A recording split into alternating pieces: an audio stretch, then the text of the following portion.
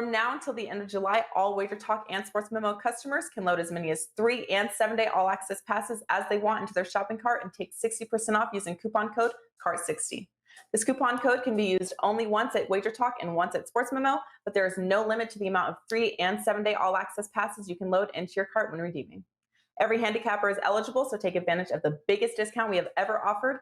And don't forget, coupon code CART60 can only be used once per site and expires when the clock strikes midnight on July 31st.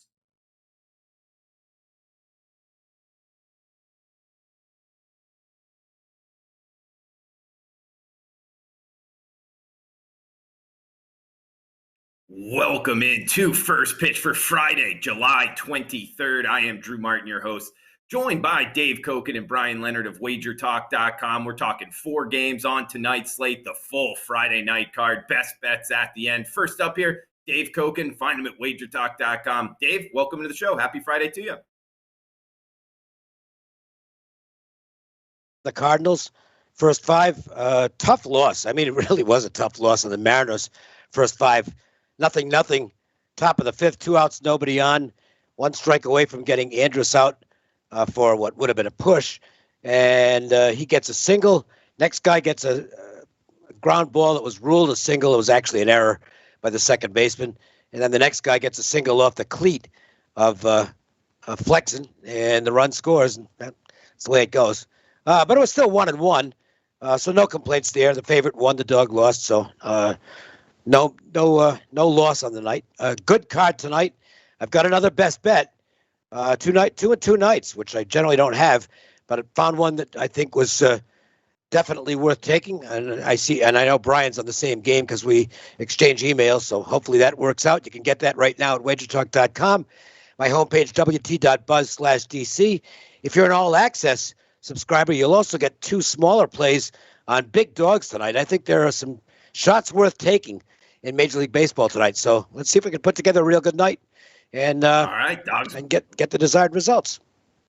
Absolutely, Dave. Dogs might be barking here on the Friday night slate. We'll also get Dave's opinion here on the Cardinals. He was just involved with them last night in the first game up. But first, Bryan Leonard, welcome into the show, buddy. Happy Friday to you.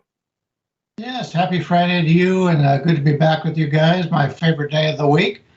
And we had a winner on Wednesday. I didn't like yesterday's card, and luckily I passed because it just didn't turn out the way I thought it would. So no harm, no foul. But today I've got 2 plays up, a day play and a night play, and they're available over on the site. And I also have a free play up, which is on the same game that Drew has his best bet. So see if we agree. You can go to the website and check that out. All right, guys, see if we agree. Always a good reason to check out the website there for the analysis. And first game up, we're heading to the Queen City here, the St. Louis Cardinals and the Cincinnati Reds. Minus 150-ish, we're seeing the Reds. Minus 155, let's call it, Dave. 9.5 being the total. 7-10 start here. 86 degrees projected in Cincinnati. You interested in getting involved here with the Redbirds and Reds tonight, Dave? Well, let's talk about Tyler Mahle first. He, earlier this season, and looking at the spin rate, guys, he had the highest spin rate of any pitcher in Major League Baseball. And coincidence or not, he hasn't been very good lately. His OPS allowed over the last month is 850. So he has not been pitching at nearly the same level he was early in the season, and you can draw your own conclusion on that. The Reds are still without Nick Castellanos, which is a really big void in their lineup. He's been an MVP candidate this year. That's how good he's been for Cincinnati, and they miss him. Going against Wade LeBlanc, who throws a bunch of junk up there, but he's getting by with it. I think this game's overpriced. I think the value here is with the Cardinals. Not that I'm a big fan of LeBlanc by any means, but the Reds, again, with the absence of their best offensive player, that's a factor. You've got a pitcher who right now I think is overpriced based on his recent performances. So I think you can make a case for the Cardinals as a team you can take a chance with as a big dog tonight. Good stuff, Dave. And Bryan, coming to you next, Dave hit on a lot of points. I wanted to hear both of your guys' opinion because I agree with them. I think there's value here on the underdog, especially when you look at how each team is playing since the All-Star break. We got the Cardinals winning 5 of their 7 since the All-Star break, and the Reds the exact opposite here, Brian, losing 5 of 6 since the All-Star break. I think the Cardinals are the side as well at the plus price. What are you thinking? I couldn't disagree with the Cardinals or the under in this situation. We're looking at, you talk about how they played since the All-Star break. Over the last month, the Cardinals won 15 games and the Reds only 14. And the Reds really, when they played Milwaukee and they were swept by Milwaukee at home after taking 3 of 4 on the road, that was a killer for this team at this point. Castellanos being out. Tyler Mahle's a guy that I prefer in the game, obviously over Wade LeBlanc, but as Dave pointed out, Mahle hasn't been nearly as good as of late. His ERA the last 7 starts have been 4.93, even though he's got a 52 average game score. It hasn't been what we saw earlier out of Tyler Mahle. I kind of like the under in this game also because I don't like the St. Louis offense. You can't go wrong betting St. Louis games under. They're only 91 on the season for a WRC plus basically against righties. Cincinnati, although they have an 11-7 record against lefties, my number's only showing like an 84 WRC plus, so they're 16% worse than league average, and their records are showing that they were a little bit lucky in that regard. So I can't see any fault in playing St. Louis or playing the under in this game, and maybe playing Cincinnati under may be a good play to combine that team total under. Yeah, and another point there, Cincinnati, one of the coldest lineups in baseball since the break as well, so pointing towards the under in this one. Guys, next game up, heading to the rivalry game in the AL East. We get the New York Yankees and Boston Red Sox here, Brian. Garrett Cole versus Rodriguez going for the Sox, seeing an 8.5 total. Looks like the Boston side, minus 115-ish favorites at home. What are you thinking in Fenway tonight, Brian? Got a lot of lower scoring games in this series as of late. We're looking at their last few games. They got 7, 10, 11 in extra innings, 8, 6, 11, 4, 4. So less offense than you would expect to see out of these two teams playing in pretty good hitting ballparks. But it's a situation for me that I think the line is about right here, at least from what I'm looking at. It's rare that you get Garrett Cole as an underdog, but you know, I've talked about this the last few weeks. Rodriguez's base numbers, their set-box numbers have been much better than what his results have been, and we paid off greatly in that regard as we made some money on Rodriguez and the Red Sox. Cole had those couple of starts. Everybody started freaking out, and we actually talked about that, I believe, on a Monday show with Tony. And I said, you know, let's give it a little bit more time, see what happens here. Everybody can have bad starts, and Cole's come back and pitched very well since then. His last 2 starts, he's got a 91 against Houston and a 67 against this Boston Red Sox team. His last 2 starts, 2 of the best hitting teams in baseball. So I'd say Cole is back to where he should be. Of course, a lot of players not having that grip is going to have some effect on them. But these are all professionals. They've done it their entire lives. So I don't see a whole lot of difference between the two. I like the 2 pitchers in this matchup. The series has been low scoring as of late. It is a hitter's ballpark. You know, we take a look at the situation for the Yankees in Boston. Boston's a 108 at home against righties, or actually a 108 on the season basically against righties, breaking that down to the last month or whatever. But the Yankees have been raking against lefties. We'll see how that goes. I prefer the under a little bit, and I prefer the Yankees slightly, but neither one made my card today. Yeah, Garrett Cole just 1 earned run, 23 strikeouts in 15 innings in those 2 games that Brian just talked about against Boston and Houston. 2 good lineups, so he's found it here, Dave. You know, we get the Red Sox and Yankees on MLB Network primetime here, Dave. Going to be a lot of eyeballs, a lot of tickets written. What are you liking tonight, Red Sox and Yanks? Well, that was a really bad loss for the Yankees last night. I mean, they come in on a winning streak. It looks like they're going to pick up another victory and get within 6 games of first place. And instead, they have what amounted to a disastrous 9th inning and end up losing the game, get walked off, and now they're 8 games back. And that's a big difference when you're talking about late July. 6, you're on a winning streak, you're feeling good about yourselves. Instead, what amounts to a 2-game swing in the 9th inning, and then what happened after that in that game. That's a bad loss for the Yankees. And this team has not been the most resilient in Major League Baseball this season. So I don't really like the Yankees here. I do like Garrett Cole. Eduardo Rodriguez, I think we've documented that he was getting pretty fortunate early in the season. Red Sox kept giving him a lot of run support, and the team kept on getting wins while he was out there, despite the fact he wasn't pitching well at all. But that has changed. Erod is throwing it quite well now. His OPS allowed over the last month is under 600. And when you get under 600, it means the guy's in good form. So I think I agree with Brian here, that despite the fact that you've got two teams that you think offense when you think Yankees and Red Sox, I think the pitching might be in control tonight. I would lean to the under in the matchup at Fenway Park. Good stuff from Bryan Leonard and Dave Cokin here, guys. 2 games down, 2 to go. Best bets at the end. And huge shout out to the chat box, like always. King, Joshua, Buck, Joe, Mike Campbell as well. All welcome in. We love it as you guys are chiming in. Let us know what you're looking to bet on tonight's card. And if you're watching on replay, feel free to drop a line below on the YouTube channel as always. And if you're liking the content, please smash that like button, guys. Next game up here. Dave, we got the Tampa Bay Rays and the Cleveland Indians. We get Fleming versus Plesac.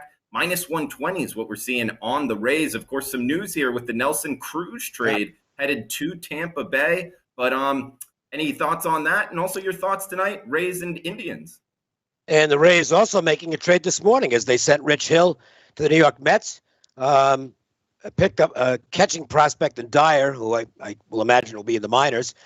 They got Tommy Hunter, though, who fits the profile of what Tampa likes in their bullpen. I mean, they've got a whole bunch of guys that are pretty much the same out there, and Kevin Cash is able to mix and match them. So, Rich Hill, obviously, still some life left in that arm, but at this point, he was kind of a back-end starter for Tampa, and that does indicate to me that Tyler Glasnow is getting close to returning since they were willing to trade Hill. And I think they just felt that the way they operate, another bullpen arm was of more significance to them than Rich Hill was at this point. I'm not going to argue against the Rays. Their front office has done a remarkable job, despite all kinds of payroll constrictions over the years, in the World Series last year, and there's every chance they might get back to it again this season. As far as this game is concerned, Fleming on the mound for Tampa, he won't be out there for a whole lot. If he's pitching well, maybe 5 innings. If he's not pitching well, they'll get him out of there in a hurry and go to that deep bullpen. Zach Plesac on the mound for Cleveland. His first start back off the IL was not good, but he was much more effective in his last start. And he's a pretty solid pitcher for the most part. But I think Tampa's a team right now that's going to be feeling great about themselves. And it didn't hurt that they had a nice comeback win last night. It looked like a game they were going to lose. And they rallied against the Indians late and then got the extra inning win. So Tampa's got the right mindset right now. I like the Rays here. The only reason it didn't make the card, wasn't crazy about the price.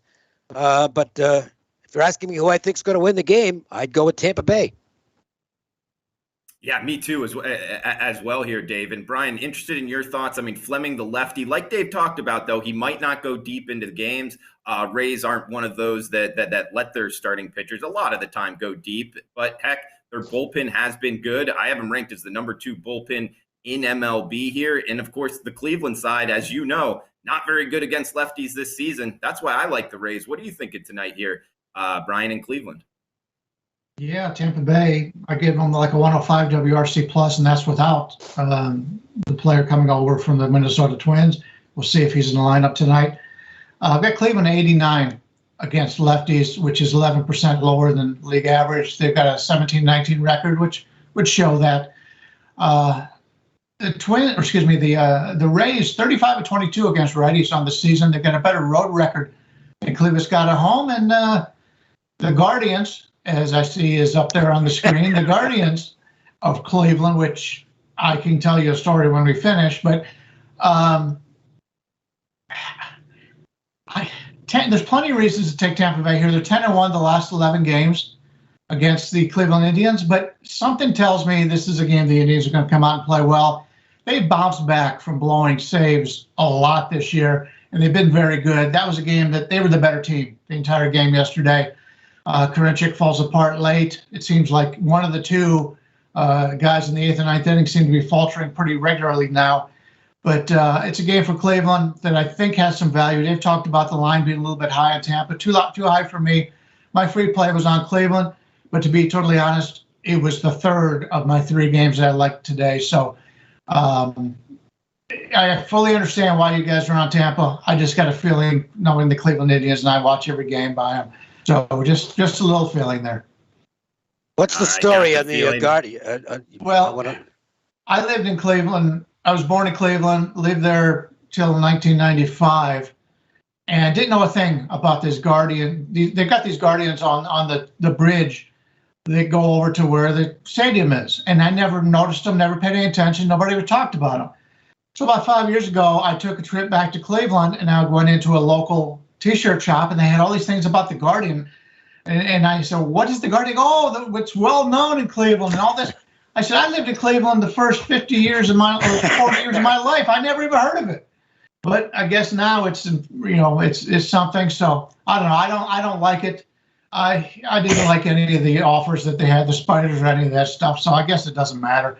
I still call them the Indies. I still call it Jacobs Field. It'll be something I do for the rest of my life. And I think most Clevelanders or former Clevelanders will be in that. But yeah, the Guardians thing came out of nowhere to me, and I lived there most of my life. So who knows? We got Joey in the chat box saying Guardians sounds like an XFL team.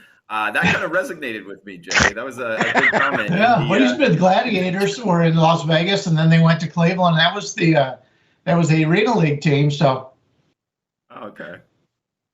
No wonder it sounds like that. And guys, actually, Brian, we don't talk about futures much on this on this show, guys. More just the game of the night. But real quick here with the Nelson Cruz trade, also the trade this morning, like Dave talked about. Brian, do you think anything different here in the AL East? Anything worth a shot? Seeing Tampa, plus 130 to win the AL East. Boston, about even money to win the AL East. The other 2 teams, Blue Jays and Yankees, about plus 800. You liking anything there in futures in the AL East with the trades? I like Tampa Bay all season long. I think there's still value on them. Dave talked about Hill.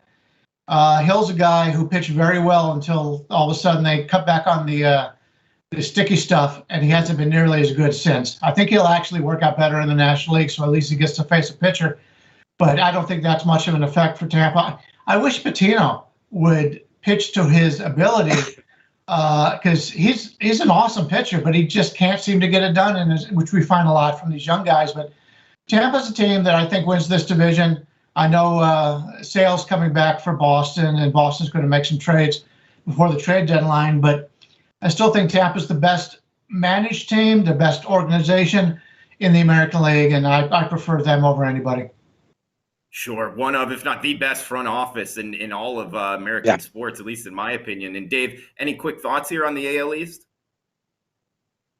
No, I mean, it looks like it's the Red Sox and Rays battling to the wire, and Tampa getting the jump in terms of improving their team. And that's going to force the Red Sox hand. They're going to have to make a move or two. I'm not exactly sure what they're going to do. The other team that gets affected by this is probably Oakland, because the widespread thought was, and then look, Tampa. It's not out of left field that Tampa went and got Cruz, because the thought was that Rays are going to make some kind of an improvement to their offense. And Cruz was a very good fit there. Cruz was also a very good fit for Oakland. And the fact they didn't get him, probably good news for Astros fans. The Astros, I think, might have clear sailing in that division now, because there's not really another big bat out there, the likes of Cruz. And it looks like Oakland finished second best if there was a bidding war for Cruz. It looks like they finished second best. So we'll see what Oakland does heading to the deadline. I think the A's will have to go out and pick up somebody as well. Sure. And to all the watchers out there, leave a comment below on the YouTube channel. Let us know who you think is going to win the AL East. I think it's going to be the Rays, and a little value here at plus 130 to win the AL East. So it will be a fun one to watch here. We got last game up, guys, and then best bets. We get the Chicago White Sox and the Milwaukee Brewers. We're seeing minus $1.25. The Brewers at home here, Brian. 7.5 the total. Giolito versus Peralta. You liking anything here in Milwaukee tonight? Yeah, tough handicap here. You got 2 guys you want to back on the mound, but the line is low enough now where getting a game of that number in Milwaukee is pretty low. We've talked in the past about the White Sox against teams with a winning record. Right now, we've got Milwaukee coming in at 56-41. This Milwaukee team, they could be dangerous come playoff time if they could just get one or two more players. Bryant's out there. Dave talked about sticks out there that can make a difference. I think Bryant can make a difference. There's been talk that the Red Sox could get the first baseman for the Cubs. I think that'd be a tremendous fit if they do trade for that. But yeah, a lot of it is speculation right now, and it's hard to figure out what the teams are going to do. Dave and I are in a fantasy league. There's been many times where I was sure my guy was being traded out of the league, and I dumped him off for a lesser amount, and then all of a sudden he doesn't get traded. So no longer overreacting to a lot of this trade talk. So we'll have to see. But Peralta's been terrific on the season, but as I mentioned before, his BABIP has been so low. How can that continue? He still walks too many batters. I mean, he walks about over 11% of his batters. But I think the line is right. So this is a game that it should be fun to watch, but I won't be getting involved from a betting standpoint. Well, Drew, you froze up. I can't hear you. Oh, okay. I think you got me now. There you are. There you are. I thought you were giving me the silent treatment and forcing me to try and read lips with one eye. That's not very nice. Speaking of one eye, you see the baseball player out of Vegas decided to retire. Yeah. Thompson, was it? Yeah. That's a shame, but it is. He was a good prospect. He had a lot of heart for that kid. Yep. Yeah. Yep. For sure. As far as this game's going, this is a good game. It's probably the best watch of the night because you got Giolito, who seems to be finding his form again. His last two starts have been very encouraging, and Peralta he's first of all he's fun to watch because he's a pretty animated guy on the mound, and he's just fun to watch. He's also really good. I mean, his OPS surrendered at home this season is in the low 400s. You get this deep into the season, and you got a number like that. It's like that's just outstanding. So I do give the edge on the mound to the Brewers, but I think you got to get to the offensive edge to the White Sox. They're clearly a better offensive team, and the Brewers, as good as their pitching is, they've got to go out and get a bat, maybe even two bats. Their offense stinks. Okay, it's just the bottom of their order is horrendous. And Kristen Yelich isn't doing much at the top of the order. They're getting a lot out of Narvaez. They're getting a lot out of Avi Garcia. Colton Wong's a solid player, but you're not going to win in the playoffs with this offense, despite the fact they've got great pitching. And that bad offense has shown up this week because they lost 2 games to the Kansas City Royals, a team you're not supposed to lose to. And that makes it difficult for me to bet here because I do give a little bit of an edge on the mound to Peralta over Giolito, particularly in this ballpark. But the Milwaukee offense, back in hibernation right now, makes it tough. Maybe a lean to the under, but it's a no bet for me. It's one of those games where if you're a baseball fan, you want to watch this game. If you're just a baseball bettor, you're probably going to avoid it. If you're one of those people who has to have action on the game to enjoy it, I am not in that camp, so I'll probably be watching this one as my prime view tonight, but no bet for me. Love your analysis there on Peralta, Dave. Spot on. He's fun to watch and a very good player. That ERA is shining bright as well, under 3. Guys, it is time for best bets. Please smash that like button if you're liking the content. Brian, your best bet has my interest here, man. I'll throw it over to you. Why are you looking to go where you're going tonight? Yeah, we're looking at the San Diego-Miami game, and I'm looking to play Miami. I think the line's a little bit high here. It's come down slightly on the overnight, but you can't go wrong by betting the Padres. But I think the line's a little bit too high right now. If you take a look at the Padres, they're 24, I believe, 24, 23 on the road. Miami's 22, 22 at home. If you're looking at the numbers between Musgrove and Thompson, Thompson obviously hasn't pitched a lot, but his numbers when he has pitched have been very good. In fact, if you look at the StatCast numbers, Musgrove's numbers are all in the positive. They're all pink and light pink, which is good. It's on the plus side. And Thompson's are basically the same numbers, although he hasn't pitched nearly as much. I just thought the line was a little bit higher than what I would make it here. From a hitting standpoint, San Diego's got about a 28% advantage offensively, so you can't fault going with them in this situation. But you've got a San Diego team here that they're just coming off of playing Atlanta and Washington on the road, and they're at Miami. It's been a while since they've been home. So I prefer the Miami side here. They went to Washington and Philadelphia. Now they're back home. Lost 3-2 yesterday. Expect another lower scoring game here.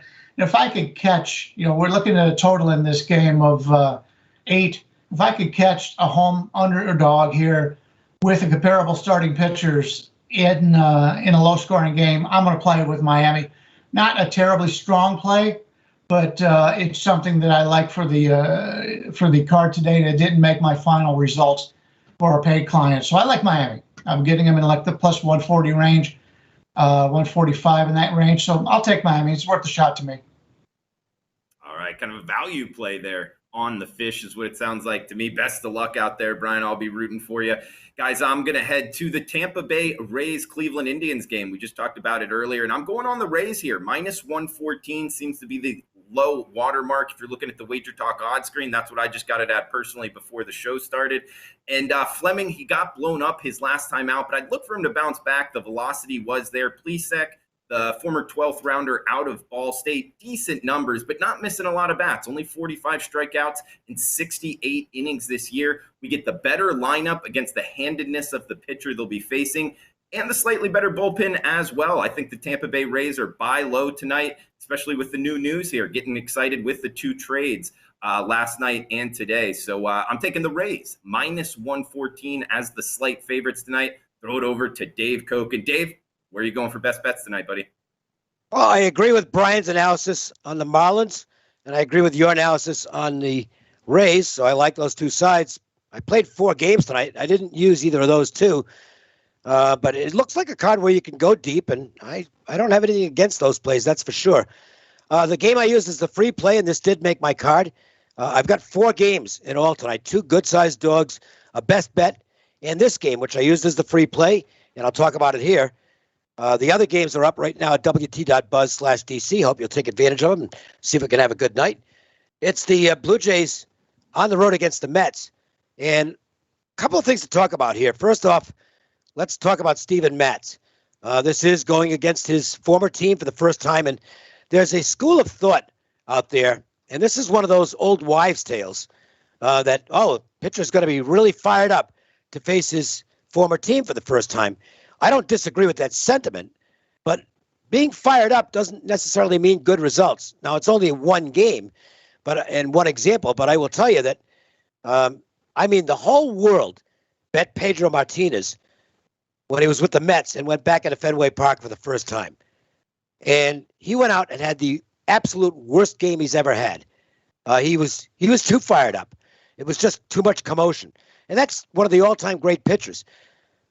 Steven Matz could be in that situation tonight. It's a true homecoming for him because he's a New York guy, and he's going against his former team, and he's going against the lineup that's hitting lefties really well right now. The Mets have gotten healthier over the past month, maybe not in the pitching department, but certainly in the offensive department. They've got their bodies back together, and they've been raking against lefties. So I think they've got a decent chance to go against Matz. And Matz, honestly, this is just my perception. I've never looked at him as a big game guy. And I think this is kind of a big game for him. On the flip side, I've got Tyler McGill for the Mets. I'm not going to make him out to be anything more than he is, which is kind of a so-so prospect, but he's pitching really well right now. I do think that it might be a mirage, and that as opposing offenses get more familiar with him, his numbers won't be as good. And factually, he's facing the best lineup he's faced to date in the Blue Jays. But if you look at the team offenses over the past month, the Blue Jays are okay, but the Mets are absolutely killing the ball offensively. They're hitting the best they have all season by a decent margin. I kind of want to go against Matz here. It's like minus 115 or thereabouts for the first 5 innings. Despite the fact that the Mets have the better bullpen on paper, I just cannot win a full game bet. Most of my bets have been first 5s this year. Thank goodness. I'm having a decent season. If I'd have been playing full games, those results would not be the same. Perfect example the other night. I included the Brewers a full game because they were against the Royals. Brewers have the much better bullpen. So naturally, the Brewers bullpen gives up 3 runs. The Royals bullpen gives up 0 runs, and the game ends up. So the hell with all those, the full games. Okay, I can't. So it's first 5 innings or nothing for me. I'll go Mets first 5 innings for my best bet here on the show. The hell with all of them from Dave Cokin, and he's right. The Mets, last 7 days, 147 weighted runs created plus numbers. So, guys, in recap here, got the Rays, minus 114 for my best bet. Dave Cokin, you just heard it there. Mets, first 5, minus 120. And Bryan Leonard going with the barking dog on the Marlins, the Fish, plus 143. So, guys, thanks for tuning in. Chat box was live. Always appreciate it. Don't forget to comment below on your thoughts on the AL East. And we will be back Monday, same time, same place. Have a fun, safe weekend. Thanks for tuning in, guys.